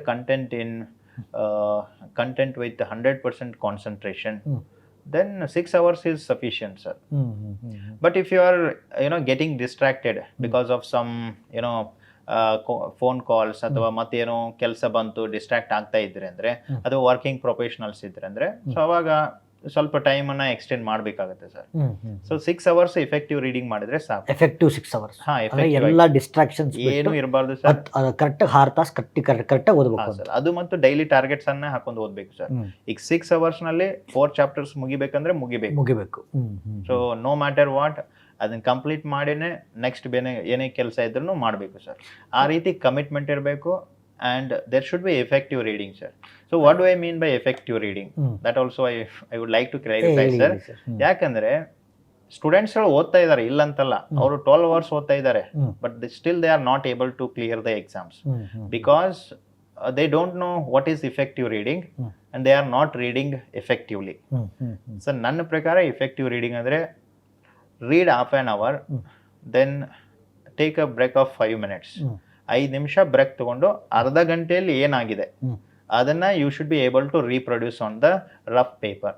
interpretation is important ಅಂತ ನೀವು ಹೇಳೋದು. Recalling sir, recalling. Recalling. Hmm. So ಒಂದು ಅರ್ಧ ಗಂಟೆ ಏನು ಓದಿದಾರಲ್ಲ ಎಲ್ಲ ಹೆಂಗಿದೆ ಹಂಗೆ ಬರಿಬೇಕಂತ ಏನಿಲ್ಲ sir. But you should be able to recall the important keywords like ಡೇಟ್ಸ್ಗಳಾಗಿರ್ಬೋದು, ಹೆಸರುಗಳಾಗಿರ್ಬೋದು, ಏನೋ ಕೀವರ್ಡ್ ಇರ್ತದ ಅಂಥವನ್ನೆಲ್ಲ ಒಂದು ರಫ್ ಶೀಟ್ನಲ್ಲಿ ಬರೆದು ಬಿಡಬೇಕು ಸರ್. ಸೊ ಇದಕ್ಕೆ ಎಫೆಕ್ಟಿವ್ ರೀಡಿಂಗ್ ಅಂತ ಯಾಕೆ ಇರ್ತೀವಿ ಅಂದರೆ, ಇಲ್ಲಿ ನೆಕ್ಸ್ಟ್ ಟೈಮ್ ನಾವು ಒಂದು ಹಾಫ್ ಆನ್ ಅವರ್ ಆದ ನಂತರ ಬರೆಯೋದಿದೆ, now our mind is forced to concentrate on what we are doing, because after half an hour we need to write certain keywords. If there is nothing registered here, we will not be able to write anything on the paper. So ಅದಕ್ಕಾಗಿ sir ನಮ್ಮ ಮೈಂಡನ್ನು ನಾವು control ಮಾಡಿ concentration ಲೆವೆಲನ್ನು ಜಾಸ್ತಿ ಮಾಡಬೇಕಾಗಿತ್ತಂದ್ರೆ ಈ exercise ಭಾಳ important ಇದೆ sir. ಆಮೇಲೆ sir, ಸಾಮಾನ್ಯವಾಗಿ ಹಾಂ ಸರ್, ಸ್ಪರ್ಧಾತ್ಮಕ ಪರೀಕ್ಷೆಗಳಿಗೆ ತಯಾರಿ ನಡೆಸಬೇಕು ಅಂದರೆ ಜನರಲ್ ಲೆವೆಲ್ ಒಂದು ಟಾಕ್ ಇದೆ. ಹಾಂ ಸರ್, ನಾವು ಸನ್ಯಾಸಿಗಳ ಥರ ಜೀವನ ಮಾಡಬೇಕು, ಮೊಬೈಲ್ ಯೂಸ್ ಮಾಡಬಾರ್ದು, ಹಾಂ ಸರ್, ಯಾರಿಗೂ ಸಂಪರ್ಕಕ್ಕೆ ಬರಬಾರ್ದು, ಫ್ರೆಂಡ್ಸ್ ಮೀಟ್ ಮಾಡಬಾರ್ದು, ಊರಿಗೆ ಹೋಗಬಾರ್ದು, ಹ್ಮ್, ಈ ಥರದ್ದೇನೋ ಒಂದು ಐಸೋಲೇಟೆಡ್ ಆಗಿ ಬದುಕಬೇಕು ಅಂತ. ಹಾಂ, ಹಾಂ. ಇದು ಎಷ್ಟರ ಮಟ್ಟಿಗೆ ನಿಜ sir? Sir certain level of commitment is needed sir. ಯಾಕಂದರೆ ಸೊ ಇಲ್ಲಿ ಈ ಒಂದು ಕಾಂಪಿಟೇಟಿವ್ ಫೀಲ್ಡ್ನಲ್ಲಿ ಸರ್ ಸಕ್ಸಸ್ ರೇಟ್ ಕಡಿಮೆ ಇದೆ ಅಂತ ನೀವೇನೇ ಹೇಳಿದ್ರಿ ಸರ್. ಹೌದು, ಹೌದು. ಅದು ನನಗೆ ಎಕ್ಸ್ಪೀರಿಯನ್ಸ್ ಆಗಿದೆ. ಯಾಕಂದರೆ I was out of the list of IAS final list because of 17 marks. So 17 ಮಾರ್ಕ್ಸ್ನಿಂದ ಲಿಸ್ಟ್ನಿಂದ ಹೊರಗಡೆ ಉಳಿದೆ ಸರ್. ಸೊ ಅದು ಎಕ್ಸ್ಪೀರಿಯನ್ಸ್ ಆಗಿದೆ, ಯಾಕಂದರೆ ಸಕ್ಸಸ್ ರೇಟ್ ಕಡಿಮೆ ಇದೆ. ಇಲ್ಲಿ ಸರ್ ಎಫರ್ಟ್ ಹಾಕಿದವ್ರಿಗೇನೆ ಸಕ್ಸಸ್ ಸಿಗೋದು ಕಡಿಮೆ ಇದೆ. ಇನ್ನು ಎಫರ್ಟ್ಸೇ ಹಾಕಲಿಲ್ಲ ಅಂದರೆ ಎಫರ್ಟ್ಸೇ ಹಾಕಲಿಲ್ಲ ಅಂದರೆ it is very difficult to expect the positive result sir. So ನಂದು ಒಪಿನಿಯನ್ ಪ್ರಕಾರ as much as possible you should avoid distractions. So ಅದಕ್ಕಾಗಿ ಸಿಂಗಲ್ ಮೈಂಡೆಡ್ ಡಿವೋಟೆಡ್ ಮೈಂಡ್ ಇತ್ತಂದರೆ, ಫೋಕಸ್ಡ್ ಮೈಂಡ್ ಇತ್ತಂದರೆ ಬೇಗ ಎಕ್ಸಾಮನ್ನು ಕ್ಲಿಯರ್ ಮಾಡ್ಕೊಂಡು ಹೋಗ್ಬೋದು ಸರ್. ಇಲ್ಲ ಅಂದರೆ ಹಂಗೆ ಕಂಟಿನ್ಯೂ ಆಗಿಬಿಡುತ್ತೆ ಸರ್, ಪಂಚವಾರ್ಷಿಕ ಯೋಜನೆ ಆಗಿಬಿಡುತ್ತೆ ಅದು. ಓಕೆ ಸರ್, ಒಂದು ಪ್ರಶ್ನೆ ಸರ್. ಖಂಡಿತ. ಈಗ ನೀವು ಸಿವಿಲ್ಸಿಗೆ ಬರೋದಕ್ಕೆ, ಹಾಂ ಸರ್, ಅದರಲ್ಲೂ PSIನಲ್ಲಿ 6ನೇ ರ್ಯಾಂಕ್ ಪಡೆಯೋದು ಅಷ್ಟು ಭಾಳ ಈಸಿ ಇಲ್ಲ ಸರ್. ಅದು ಹಾಂ ಹಾಂ. ನಿಮ್ಮ ಪರ್ಸ್ನಲ್ ಮೋಟಿವೇಶನ್ ಏನಾಗಿತ್ತು ಅಂದರೆ, ನಿಮ್ಮ ಗುರಿ ಯಾಕಿದು, ವಾಟ್ ವಾಸ್ ಡ್ರೈವಿಂಗ್ ಯು ಅಂತ? Sir actually when I was in 5th standard, so ನಮ್ಮ ಅಣ್ಣ ಒಬ್ಬರು ಇದ್ರು ಸರ್, ಮಾಂತೇಶ್ ಅಂತ ಹೇಳಿ ಸರ್. ಸೊ ಅವರು ಲೈಕ್ ಸೋಷಿಯಲ್ ಆ್ಯಕ್ಟಿವಿಸ್ಟ್ ಸರ್, ಅವರು ಸಾಮಾಜಿಕ ಕಾರ್ಯಕರ್ತರು. ಅಲ್ಲಿ ಇಲ್ಲೇ ಲೈಕ್ ಆಫೀಸರ್ಸ್ಗಳನ್ನ ಮೀಟ್ ಮಾಡೋದು, IPS ಆಫೀಸರ್ ಹತ್ರ ಹೋಗೋದು, IAS ಆಫೀಸರ್ಸ್ ಹತ್ರ ಹೋಗೋದು. ಸೊ ಹಿಂಗೆಲ್ಲ ಅವರು ಮೀಟ್ ಮಾಡಿ ಬರ್ತಾ ಇದ್ರಲ್ಲ, he knew what is the power of on IAS. So IAS ಅಂದ್ರೆ ಏನು, IPS ಅಂದ್ರೆ ಏನು, ಹೆಂಗಿರ್ತದೆ ಅಂತ ಹೇಳಿ ಅಂತಿದ್ರು. ಸೊ ಅವರು ಒಂದು ಕೈಂಡ್ ಆಫ್ ಮೋಟಿವೇಶನ್ ಕೊಟ್ಟಿದ್ರು ಸರ್ ನಮಗೆ. ಲೈಕ್ ಅವ್ರ ಸ್ಟೋರೀಸ್ಗಳನ್ನ ಹೇಳ್ತಾ ಇದ್ರು. So like why you should not try for IAS ಅಂತೇಳಿ. ಸೊ ಸಣ್ಣ ವಯಸ್ಸಿನಲ್ಲಿ ಇದ್ದಾಗನೇ ಹೇಳ್ತಾ ಇದ್ರು ಸರ್. ಬಟ್ ಅದು ಮೈಂಡ್ನಲ್ಲಿ ಅಷ್ಟೊಂದು ಉಳಿದಿರಲಿಲ್ಲ. ಯಾವಾಗ ಇದು ಗ್ರ್ಯಾಜುಯೇಷನ್ ಮುಗೀತಲ್ಲ ಸರ್, BE ಮುಗಿಸಿದ ನಂತರ ನಮ್ಮ ಫ್ರೆಂಡು ಕೇಳಿದಾಗ ನಂದು ಹಳೆ ಡ್ರೀಮ್ ನೆನಪಿಗೆ ಬಂತು, ನಮ್ಮ ಅಣ್ಣನವ್ರ ನೆನಪಿಗೆ ಬಂದರು. ಸೊ ಹಾಗಾಗಿ ಇದನ್ನ ಮಾಡಿದೆ, ಅದನ್ನು ನರ್ಚರ್ ಮಾಡುವಂಥ ಪ್ರಯತ್ನ ಮಾಡಿದ್ವಿ. ಮತ್ತೆ ಇನ್ಸೈಟ್ಸ್ದು ರೋಲ್ ಬಹಳ ದೊಡ್ಡದಿದೆ ಸರ್. ಓಕೆ, ಸಿನ್ಸ್ 2018 ಸರ್, 2018ರಿಂದ ಇನ್ಸೈಟ್ಸ್ ಜೊತೆಗೆ ಅಸೋಸಿಯೇಟ್ ಆಗಿದ್ದೀನಿ. First I was an evaluator here, then I became second evaluator, mentor. Okay, so discussion ಮಾಡಿ ಇಲ್ಲೇ ಫ್ಯಾಕಲ್ಟಿ ಆಗಿ ಕೆಲಸ ಮಾಡೋದಕ್ಕೆ ಒಂದು ಅಪಾರ್ಚುನಿಟಿ ಕೊಟ್ಟಿದ್ದಾರೆ ಸರ್. ಅದಕ್ಕೆ ತುಂಬ ಋಣಿಯಾಗಿರ್ತೀನಿ ಇನ್ಸೈಟ್ಗೆ sir. So like it has me given a lot. Like bread ಕೊಟ್ಟಿದೆ ನನಗೆ, ಒಂದು ಲೈಫನ್ನು ಕೊಟ್ಟಿದೆ. ಸೊ ಅದರ ಕಾಂಟ್ರಿಬ್ಯೂಷನ್ ದೊಡ್ಡದಿದೆ ಸರ್. ಇನ್ಸೈಟ್ಸ್ IAS ಸಂಸ್ಥೆ PSI ಬ್ಯಾಚ್ನ ಆರಂಭ ಮಾಡಬೇಕು ಅಂದಾಗ ಭಾಳ ಖುಷಿಯಾಗಿತ್ತು. ಬಿಕಾಸ್ ವಿನಯ್ ಕುಮಾರ್ ಸರ್ ಇದುವರೆಗೂ 2,000ಕ್ಕೂ ಹೆಚ್ಚು ಜನ ಅಭ್ಯರ್ಥಿಗಳನ್ನು UPSC ಕೊಟ್ಬಿಟ್ಟಿದ್ದಾರೆ. 2,000 ಜನಕ್ಕೂ ಹೆಚ್ಚು IAS, IPS, IRS, IFS ಎಲ್ಲ ಆಗಿದ್ದಾರೆ. ಬಟ್ ಅದು ಮುಂದುವರಿದ ಭಾಗಿ InstaKS ಸಂಸ್ಥೆಯನ್ನು ಹುಟ್ಟಾಕಲಾಗಿತ್ತು. ಬರೀ ನಾವು KS ಪ್ರಿಲಿಮ್ಸ್ ಮತ್ತು ಮೇನ್ಸ್ ಬ್ಯಾಚಸ್ಸನ್ನು ಆರಂಭ ಮಾಡ್ತಾ ಇದ್ವಿ. ಬಟ್ ಈಗ ಅದನ್ನು ಇನ್ನೂ ವಿಸ್ತಾರ ಮಾಡಿ ಇತ್ತೀಚೆಗೆ PSI ಬ್ಯಾಚಸ್ ಶುರು ಮಾಡಿದ್ವಿ. ಮಿಷನ್ ಆರಕ್ಷಕ ಎನ್ನುವಂಥ ಒಂದು ಕಾರ್ಯಕ್ರಮವನ್ನು ಕೂಡ ಮಾಡಿದ್ವಿ ಸರ್. ಅದರಲ್ಲಿ ನಿಮ್ಮ ಗೈಡೆನ್ಸಲ್ಲಿ ಮೊದಲ ಬ್ಯಾಚ್ ನಡೆದಿದೆ. ಅನೇಕ ಅಭ್ಯರ್ಥಿಗಳು ನಿಮ್ಮಿಂದ ಗೈಡೆನ್ಸ್ ತಗೊಂಡಿದ್ದಾರೆ. ಸೊ ಮುಂದಿನ ದಿನಗಳಲ್ಲಿ ನಿಮ್ಮ ಸ್ಟೂಡೆಂಟ್ಸು ಕೂಡ PSI ಆಗ್ತಾರೆ. ಖಂಡಿತ ಸರ್, ಆಗ್ತಾರೆ, ಡೆಫಿನೆಟ್ಲಿ ಸರ್. ಸೊ ಆ್ಯಕ್ಚುಲಿ ಇದು ಸ್ಟಾರ್ಟ್ ಮಾಡಿದಾಗ we didn't expect so many admissions sir, but ಈಗ 100 ಕ್ರಾಸ್ ಆಗಿ ಹೋಗಿದೆ. So that itself is a grand success sir. ಹೌದು. So it was our first step. In the first step itself we were able to get admissions beyond our expectations. So ಅದೇ ಯಾಕಂದ್ರೆ sir ಈಗ ಎಲ್ಲಿ ನೋಡಿ ಮಾರ್ಕೆಟ್ನಲ್ಲಿ ಒಂದು ವ್ಯಾಲ್ಯೂಯಬಲ್ ಪ್ರಾಡಕ್ಟ್ ಇತ್ತಂದ್ರೆ, quality ಇತ್ತಂದ್ರೆ ಅದಕ್ಕೆ ಎಲ್ಲರೂ ಅಟ್ರಾಕ್ಟ್ ಆಗೇ ಆಗ್ತಾರೆ. ಸೊ ಅಂತ ಕ್ವಾಲಿಟಿ ಟೀಚಿಂಗ್ ಅನ್ನ ಇಲ್ಲಿ ಇನ್ಸೈಟ್ಸ್ ಸ್ಟೂಡೆಂಟ್ಸ್ಗಳು ಕೊಡ್ತಾ ಇದೆ. So because of that students are getting attracted and getting admissions in InstaKS sir. So ಇದು ಎಲ್ಲ ಮಾರ್ಕೆಟ್ಗೂ ಅನ್ವಯ ಆಗ್ತದೆ ಸರ್ ಇದು. ಲೈಕ್ ಮಾರ್ಕೆಟ್ನಲ್ಲಿ ಇನ್ನೊಂದು ಏನು ಇಶ್ಯೂ ಇದೆ ಅಂದರೆ sir, quality of teaching sir. ಎಲ್ಲ ಇನ್ಸ್ಟಿಟ್ಯೂಟ್ಸ್ಗಳು ಹೇಳ್ತವೆ ನಾವು ಅದನ್ನ ಮಾಡ್ತೀವಿ ಇದನ್ನ ಮಾಡ್ತೀವಿ ಅಂತೇಳಿ, but when it comes to delivering that quality content they are failing. But Insights has been able to do that with utmost sincerity. So because of that, students are getting attracted and we are getting admissions. Sir, Karnataka ರಾಜ್ಯ police ಇಲಾಖೆಗೆ ಆಯ್ಕೆಯಾಗಿದ್ದೀರಿ. ಹಾಂ sir, congratulation sir. Thank you so much. ಮತ್ತು KPSC ಮುಖ್ಯ ಪರೀಕ್ಷೆನ ಬರೆದಿದ್ದೀರಿ. ಹಾಂ sir, ಅದು ಕೂಡ result ಬರಲಿ. Thank you so much. ನಿಮ್ಮಿಂದ ಎಕ್ಸ್ಪೆಕ್ಟೇಷನ್ಸ್ ತುಂಬ ಇದೆ ಸರ್. ನೀವು ಅದರಲ್ಲೂ ಕೂಡ ಪಾಸಾಗಿ ನೀವು ಇನ್ನೂ ಉನ್ನತ ಅಧಿಕಾರಿ ಆಗಲಿ ಅಂತ ನಾನು ನಿಮಗೆ ವಿಶ್ ಮಾಡ್ತೀನಿ sir. Sir, once again congratulation. ಸಮಯ ಕೊಟ್ಟು ನಮ್ಮ ವಿದ್ಯಾರ್ಥಿಗಳಿಗೆ ಮಾರ್ಗದರ್ಶನ ಮಾಡೋದಕ್ಕೆ thank you very much sir. Thank you so much. Thank you sir.